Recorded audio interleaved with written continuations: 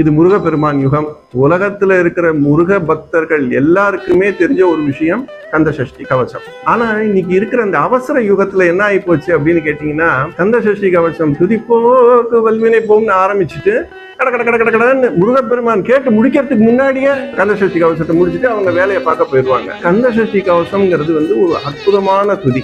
அது கவச்சமாகவும் நீங்க பார்க்கலாம், ஒரு பூஜையாகவும் பார்க்கலாம். அதுல அடங்கி இருக்கிற மந்திரங்களையும் நம்ம பார்க்க வேண்டும். இன்றைய நிகழ்ச்சியில நம்ம அதெல்லாம் பத்தி தான் பார்க்க போறோம். குருவருள் போற்றி, திருவருள் போற்றி. இது முருகப்பெருமான் யுகம்.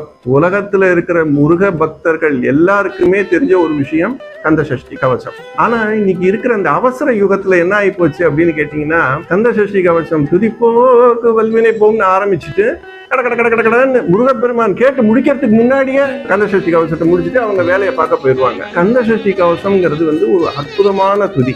அது கவச்சமாகவும் நீங்க பார்க்கலாம், ஒரு பூஜையாகவும் பார்க்கலாம். அதுல அடங்கி இருக்கிற மந்திரங்களையும் நம்ம பார்க்க வேண்டும். இன்றைய நிகழ்ச்சியில நம்ம அதெல்லாம் பத்தி தான் பார்க்க போறோம். குருவருள் போற்றி, திருவருள் போற்றி.